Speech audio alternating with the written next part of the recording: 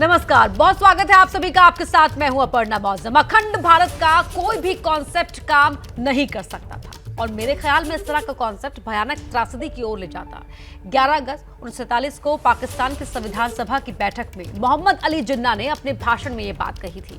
आगे कहा था कि इसे लेकर उनके विचार सही या गलत है, इसका फैसला वक्त करेगा। 75 साल बाद वक्त फैसला कर चुका है, लेकिन अफसोस जिन्ना ये देखने के लिए जिंदा नहीं है कि उनके विचार कितने गलत थे। इसलिए शुरुआत पाकिस्तान से ही करते हैं। ये एक्सक्लूसिव रिपोर्ट देखिए और समझिए कि हुक्मरानों की नाकामी और कर्ज लेकर घी पीने की आदत ने पाकिस्तानियों को कैसे खुदकुशी करने पर मजबूर कर दिया है।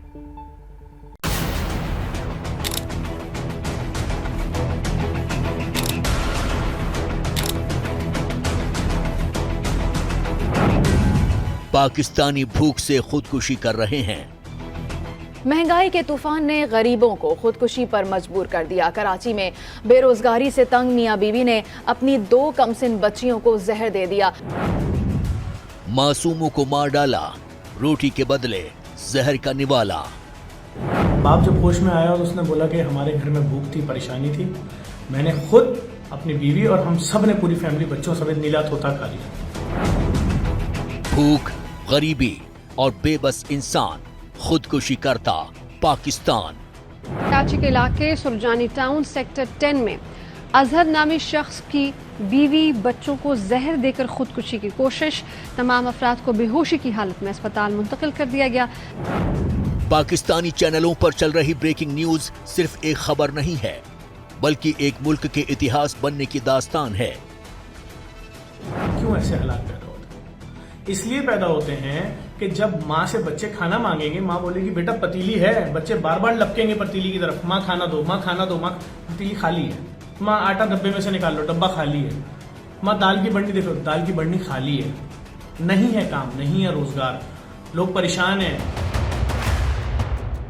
मौजूदा दौर में पाकिस्तान का संपूर्ण सत्य यही है। पाकिस्तान की महंगाई अब एक त्रासदी का रूप ले चुकी है। लोग गरीबी और भूख से तंग आकर अपनी जिंदगी को खत्म कर रहे हैं। कराची में ऐसा ही हुआ है। मामला कराची के सुरजानी कस्बे का है। अजहर नाम का शख्स अपने परिवार में इकलौता कमाने वाला था, जो अपनी पत्नी और 2 नवजात बेटियों के साथ किराए के एक मकान में रहता था। महंगाई ने इसे इस कदर हताश कर दिया कि उसने अपने पूरे परिवार को जहर दे दिया। लेकिन ये सिर्फ कराची का ही किस्सा नहीं है। भूख से बिलखता पूरा पाकिस्तान खुदकुशी करने पर आमादा है। खुदकुशी हो रही है, लोग इतने परेशान हो रहे, रोडों पे आ गए, भीख मांग रहे। महंगाई और मुफलिसी ने आधे पाकिस्तानियों का जीना मुहाल कर दिया है। कराची में पहला मामला नहीं है। पिछले महीने नरोवाल में एक मजदूर ने भी 2 बच्चों के साथ महंगाई और गरीबी से तंग आकर नहर में कूदकर आत्महत्या कर ली थी। पिछले 1 महीने के दौरान ऐसे कई मामले सामने आ चुके हैं। किसी को आवाम की फिक्र नहीं है। कहाँ जा रहा है मुल्क, किस तरफ मुल्क जा रहा है? तबाही की तरफ जा रहा है। आवाम खत्म हो जाएगी, आवाम के बगैर मुल्क नहीं चलते, ये मैं आपको बता दूं। सब्जी अभी आपने लेकर आ रहे हैं माशाल्लाह, कितने तक की लेकर आ रहे हैं? अभी कितने खर्च होगा वैसे? अभी ये जो खर्चा अभी किया है, पहले समझ लिया आप 2,500 रुपये में होता था, अभी ये 5,000 रुपये में आया ये सब सामान। 5,000 रुपये में आया जी। और ये कितने दिन चलेगा? मिनिमम जो है अब हफ्ता लगा लें आप। सैलरी दुनी है, सैलरी उतनी है, महंगाई है। क्या लग रहा है कि यार क्या चल रहा है आगे, क्या किस तरीके से जिंदगी गुजरेगी? आगे बस लोग यही है कि अपने आप को खुदकुशी कर रहे होंगे बस। पाकिस्तानी यही कर रहे हैं, लेकिन क्यों कर रहे हैं जानना चाहते हैं तो सुनिए। पाकिस्तान ने वजूद में आने के बाद से ही आतंक को अपनी पॉलिसी बनाया। तालीम के नाम पर पाकिस्तानी अपनी नस्लों को आतंक का पाठ पढ़ाते रहे। तरक्की के नाम पर दहशतगर्द बनाते रहे। टॉनिक के नाम पर नफरत का जहर पिलाते रहे। कर्ज लेकर जिन्ना का मुल्क गुलाम बनता रहा। सत्ता के लिए हुक्मरान लड़ते रहे और आज भी लड़ रहे हैं। यही वजह है कि आज पाकिस्तान बर्बादी के गहरे कुएं में समा चुका है। शहबाज शरीफ जमाने की चौखट पर खैरात के लिए झोली फैला रहे हैं और पाकिस्तानी अपनी किस्मत का रोना रो रहे हैं। बहुत सारी औलादें हैं, हम अपने घर में अपनी माँ का भी ख्याल नहीं कर रहे, और इस सरजमीन जो हमारी माँ है, जो हमारी परवरिश कर रही है, हम इसका भी ख्याल नहीं कर रहे। हम आप सबसे गुजारिश करते हैं कि आप लोग राय रास्त पे आ जाएं। महंगाई इतनी नहीं है जितनी की गई है, ये महंगाई इतनी नहीं है, इसलिए कि जब एक चीज बिक रही है तो इसका मतलब उसको कुछ तो फायदा हो रहा होगा जब बेच रहा है, वो ऐसे नहीं बेच रहा है। मेरे रोने को मत देखें आप, मैं इसलिए रो रहा हूँ, मैं अपने ऊपर नहीं रो रहा हूँ, मैं इस पाकिस्तान के हालात के ऊपर रो रहा हूँ। इस पाकिस्तान टेढ़ा हुआ, इसको सीधा करें आप लोग। जिक्र करने भर से पाकिस्तानी टेसू बहाने लगते हैं। वैसे पाकिस्तान के जिन हालात पर मियां इमोशनल हो गए, उन्हीं हालात को कुछ पाकिस्तानियों ने अपनी कमाई का जरिया बना लिया है। पाकिस्तान में भिखारियों की संख्या क्यों बढ़ गई है, खुद सुनिए। चचा कमाते हैं 700 रुपए और ये बच्चा मांग के, और ये बच्चा कमा लेता है 1500 रुपए, क्योंकि उसका एक हाथ कट गया और आंख नहीं है। आप कितना कमाते हो? मैं 1000 रुपए दिन का कमा लेते हो।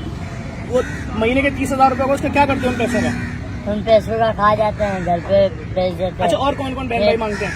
बहन भाई 2 बहनें छोटी वो छोटी भी मांगती हैं। और कौन मांगता है? बस एक ये मेरा भाई है। तुम कितना कमाते हो, सच बोलना? ये 1000 कमाते हो दिन का? 700 800। अब यानी तुम दोनों भाई मिलके कमाते हो 1800 रुपए दिन का, यानी ये 10 दिन के हो गए 18,000, 20 दिन के हो गए 36,000, तकरीबन 54,000 रुपए ये है, आराम से कमा रहे 54,000। खुद मुख्तारी के फर्जी दावे करने वाले पाकिस्तान की असल हकीकत यही है। हुक्मरान दुनिया से तो अवाम सड़क पर भीख मांग रही है, लेकिन दहशतगर्द मुल्क की बुद्धि अब तक ठिकाने नहीं आई है। पाकिस्तान के बड़े पत्रकार हसन निसार को सुनिए। जिसकी चोंच है वो इतनी सी बोटी इस मुल्क की उतारता है, जिसका जबड़ा है वो फिर पर्चे उतारता है। इस मुल्क पे अजाब, सुन लो, इस मुल्क को मेराज खालिद जैसे दरवेश वारे में नहीं, भुट्टो जैसे ग्लैमरस, नवाज शरीफ जैसे आया आया शेर आया तो भुगतो। बिल्कुल दुरुस्त फरमाया, पाकिस्तान की यही सच्चाई है। इसलिए इस्लामाबाद के हुक्मरान लाख डींगे हाँक लें, बड़े बड़े दावे कर लें, हकीकत यही है कि आतंक की मुल्क के आखिरी अध्याय का आगाज हो चुका है। खुदकुश आतंकी बनाने वाला पूरा पाकिस्तान खुदकुशी करने वाला है। पाकिस्तानी आवाम भुखमरी से खुदकुशी कर रही है। पाकिस्तान कंगाली के मुहाने पर खड़ा है। ऐसे हालात में भी पाकिस्तान की भारत विरोधी साजिश बन रही है। पंजाब में पाकिस्तान की कुख्यात एजेंसी आईएसआई अमृतपाल के जरिए नया षड्यंत्र रच रही है। इसका खुलासा हुआ है अमृतपाल के खिलाफ चल रही कार्रवाई में। अमृतपाल कल शाम से फरार है, उसके साथी पकड़ लिए गए हैं। अमृतपाल के साथियों से हुई पूछताछ में उसके पाकिस्तान कनेक्शन के पुख्ता सबूत मिले हैं। पहले तक देश की सत्ता को चुनौती दे रहा था। ना अमित इंदिरा हटा सकी है, ना मोदी हटा सकता, ना अमित शाह हटा सकता, ना भगवंत मान, ना कोई होर, ते मर जाएंगे बस अपना दावा नहीं छड़ते रास्ते। जो जोर शोर से खालिस्तान का नारा बुलंद कर रहा था। खालिस्तान दी राज, राज बिना न धर्म चले है, धर्म बिना सब दले मले है, राज असी अपना मांगते हैं। जो अपने आक्रामक भाषणों से पंजाब के नौजवानों को भड़का रहा था। वारिश पंजाब डे का चीफ, पंजाब में पाकिस्तान का नया मोहरा अमृतपाल फरार है। हमेशा लंबे लाव लश्कर के साथ चलने वाला अमृतपाल अपनी गाड़ी, अपना मोबाइल छोड़कर फरार हो गया।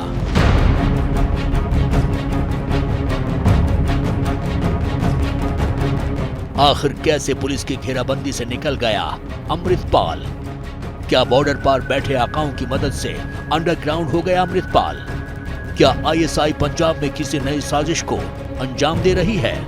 पिछले चंद दिनों से पंजाब में अराजकता का माहौल बना रहे अमृतपाल की गिरफ्तारी के लिए शनिवार को पुलिस ने चाक चौबंद तैयार की थी। महतपुर के पास ही पुलिस ने उसकी गिरफ्तारी के लिए घेराबंदी की थी।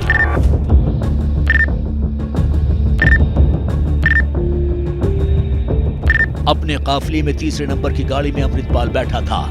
पुलिस ने आगे की 2 गाड़ियों को रोका और उसमें सवार अमृतपाल के करीबी काफिले के साथ चल रही गाड़ी में बैठे अमृतपाल के करीबियों को गिरफ्तार किया।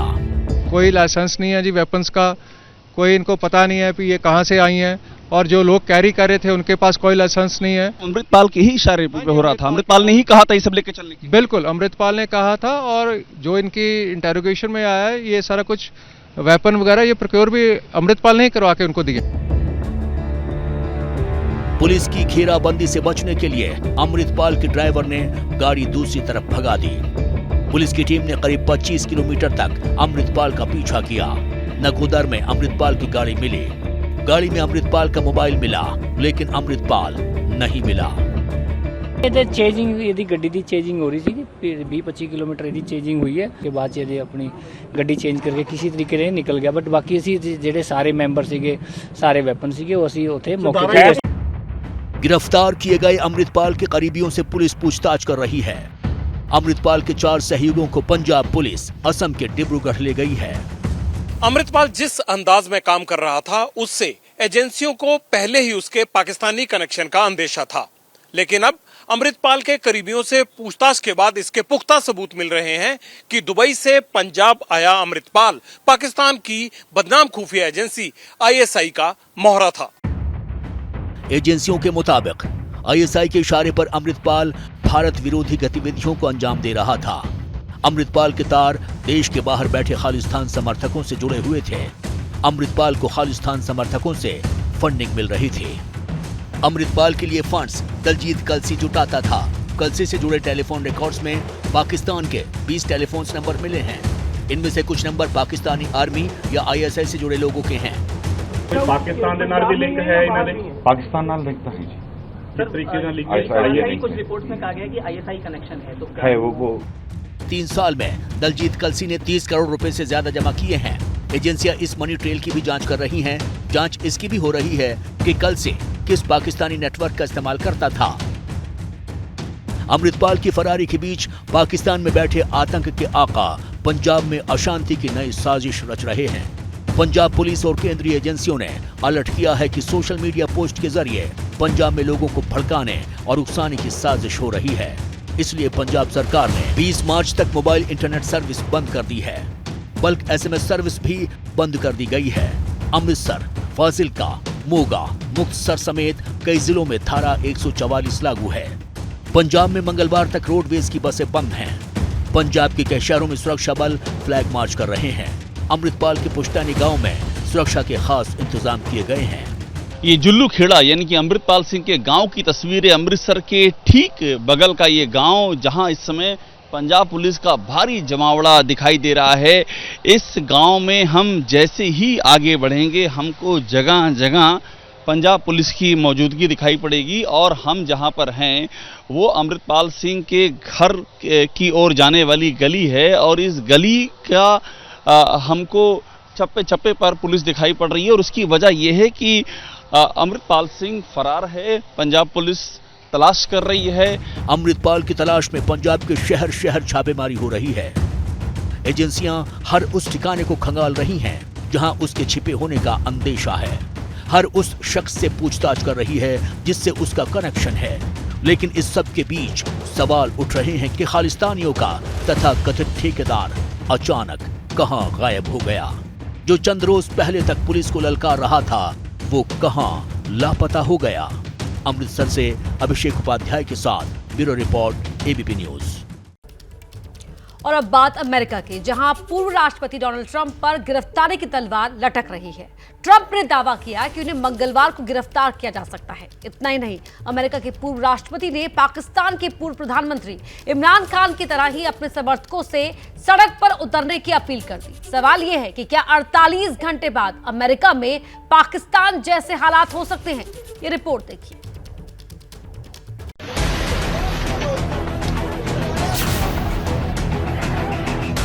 बॉर्डर पर भीषण हाहाकार है। लाहौर जला,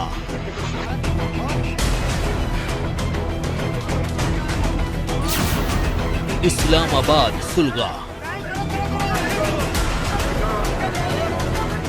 इस बगावत का आगाज नियाजी के पावर शो से हुआ।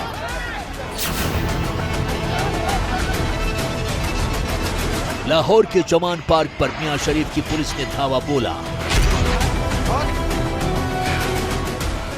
इमरान खान के घर को नेस्त नाबूद किया गया।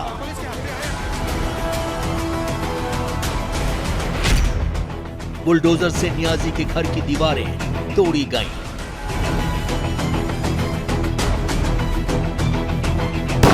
पुलिस और पीटीआई के कार्यकर्ताओं में खूनी झड़प हुई।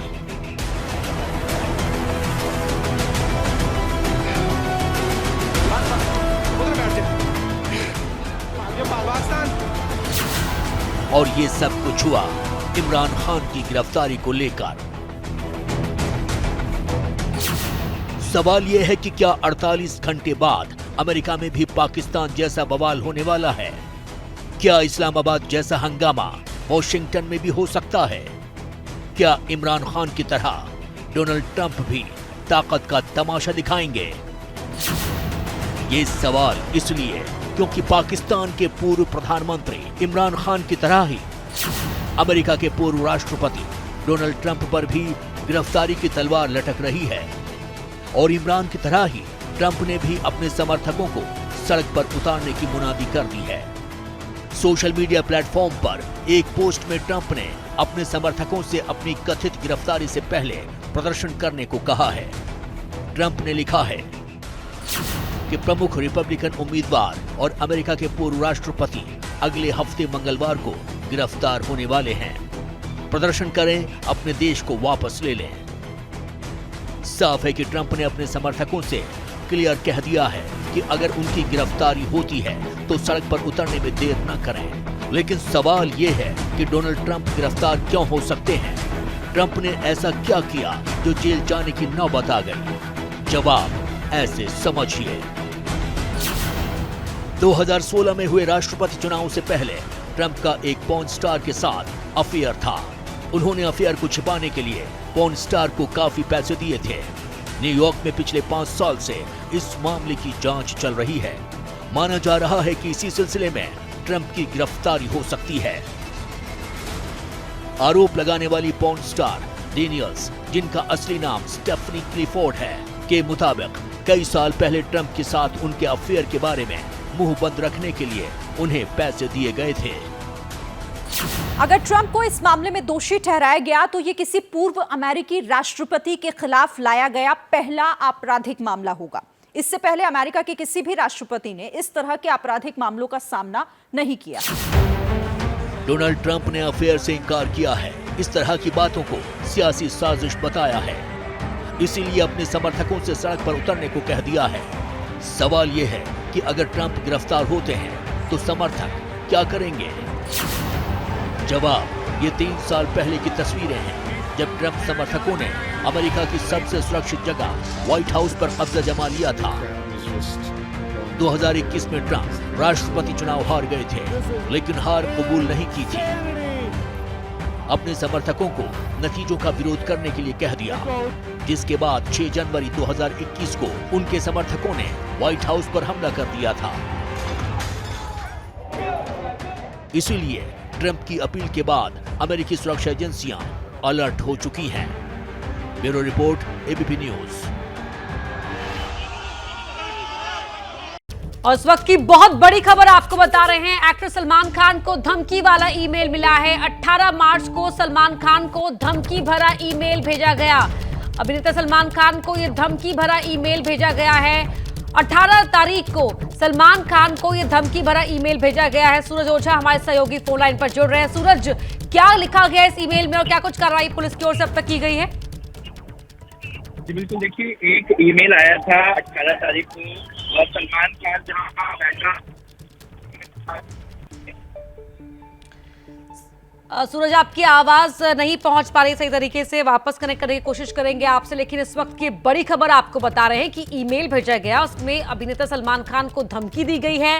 सलमान खान को गोल्डी बरार से बात करने के लिए कहा गया है। सलमान खान के मैनेजर ने पुलिस में शिकायत दर्ज करा दी है। 18 मार्च को धमकी भरा वाला ये ईमेल मिला। गोल्डी बरार और लॉरेंस बिश्नोई के खिलाफ अब केस दर्ज कर लिया गया है।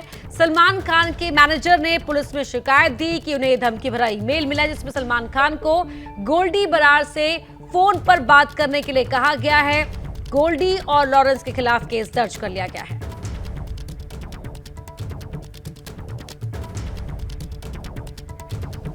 और अब बात कर लेते हैं राहुल गांधी की। कांग्रेस के सांसद राहुल गांधी ने श्रीनगर में भारत जोड़ो यात्रा के समापन पर कुछ ऐसा कहा था, जिसकी और जानकारी लेने के लिए दिल्ली पुलिस की टीम आज राहुल के घर तक पहुंच गई।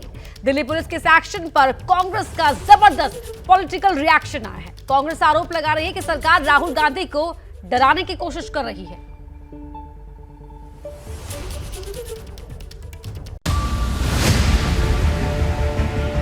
राहुल गांधी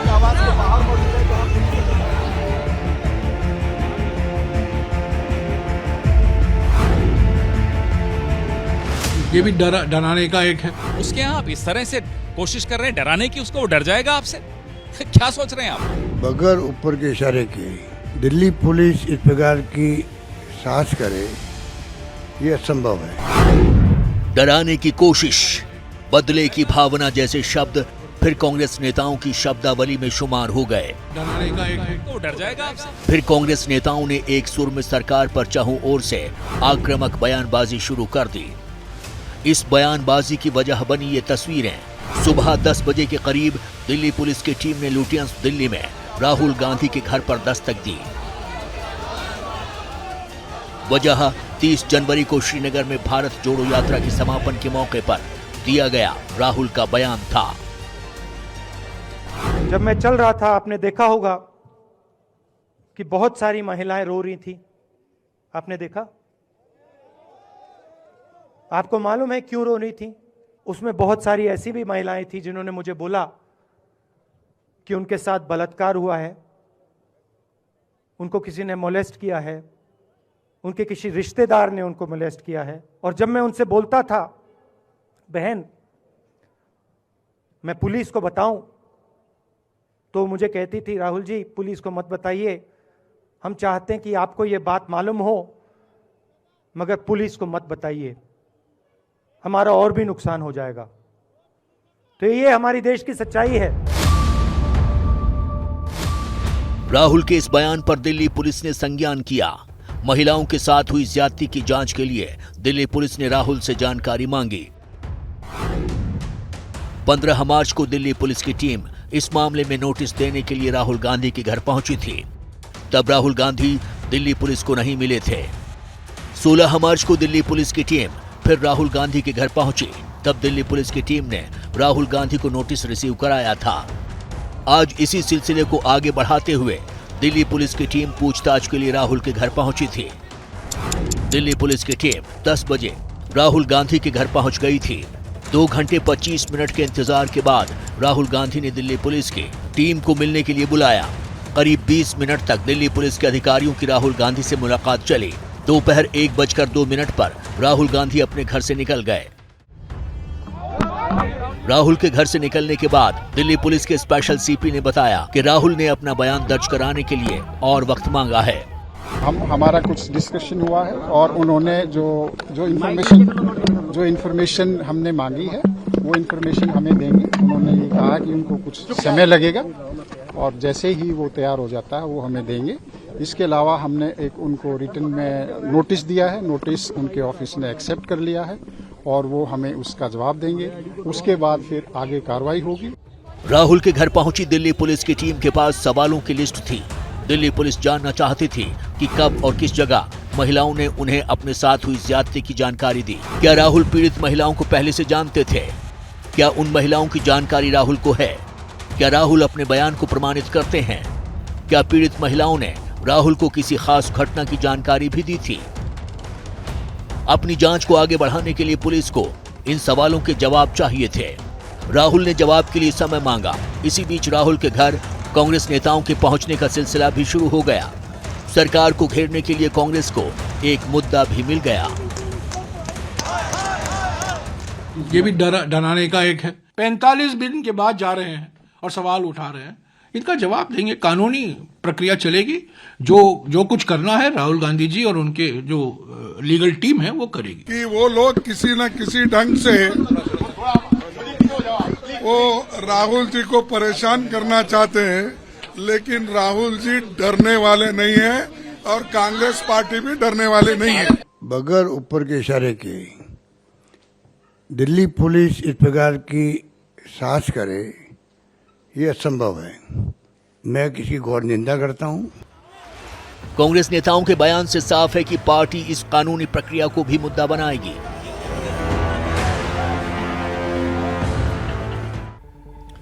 भारत के भगोड़े नित्यानंद और उसका कथित देश कैलासा एक बार फिर सुर्खियों में है।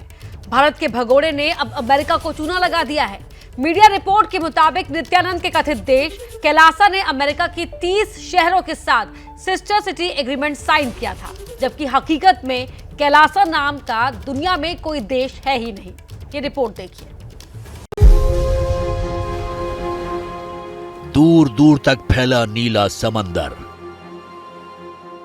समंदर के बीच एक टापू, और टापू पर रेप के आरोपी देश के भगोड़े नित्यानंद का कल्पना लोक। ऐसा मायावी संसार जहां नित्यानंद की स्वयंभू सरकार है। वही नित्यानंद जिसे देश की पुलिस कई साल से तलाश कर रही है। I am as old as sun, as new as sunrise. जिस पर रेप से लेकर किडनैपिंग तक का इल्जाम है, उसी नित्यानंद ने हिंदुस्तान से 16,000 किलोमीटर दूर अपना मायावी लोक बसाया हुआ है, जिसे वो खुद कैलासा कहता है। By demonstrating this new DNA which will be named as Nityananda DNA. Nityanand के इसी काल्पनिक देश कैलासा ने अब दुनिया के सबसे ताकतवर और खुद को बुद्धिमान समझने वाले देश अमेरिका को ही चूना लगा दिया है। जानना चाहते हैं कैसे? तो सुनिए। मीडिया रिपोर्ट के मुताबिक कैलासा ने अमेरिका के 30 शहरों के साथ कल्चरल एग्रीमेंट किया। करार के तहत ये शहर और कैलासा एक दूसरे के विकास में मदद करते, जबकि हकीकत में कैलासा नाम का देश है ही नहीं। यानी अमेरिका के 30 शहर भी भारत के भगोड़े नित्यानंद के झांसे में आ गए। अमेरिका की नेवाक और फर्जी देश यूनाइटेड स्टेट्स ऑफ कैलासा के बीच 12 जनवरी को समझौता हुआ था, लेकिन जब नेवाक को कैलासा की असलियत के बारे में पता चला तो उन्होंने तुरंत अपना समझौता रद्द कर दिया। स्वयंभू स्वामी नित्यानंद, असली नाम राजशेखर, मूल रूप से तमिलनाडु के थिरुनामलाई का रहने वाला है। नित्यानंद इन दिनों पूरी दुनिया में वायरल है।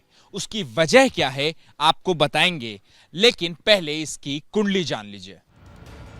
नित्यानंद ने 12 साल की उम्र में आध्यात्मिक ज्ञान प्राप्त होने का दावा किया था। कहा था कि वो दुनिया को रास्ता दिखाएगा, लेकिन रेप का आरोप लगने के बाद 2019 में खुद नित्यानंद देश से फरार हो गया। देश से फरार होने के बाद नित्यानंद ने एक टापू खरीदा। टापू को अलग देश घोषित कर कैलासा नाम रख दिया।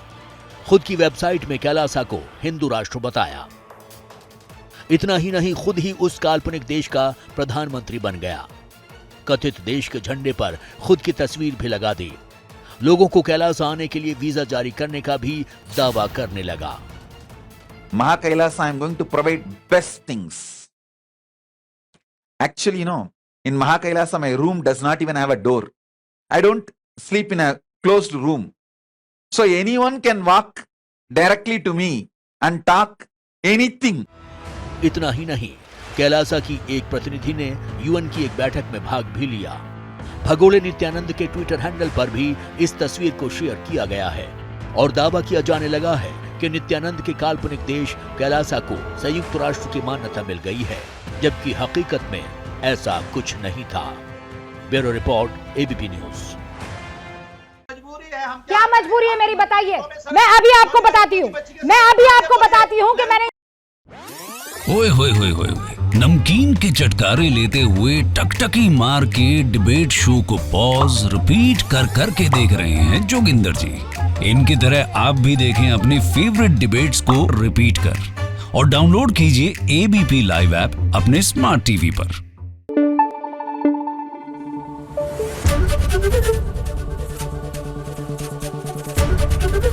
एबीपी न्यूज आपको रखे आगे।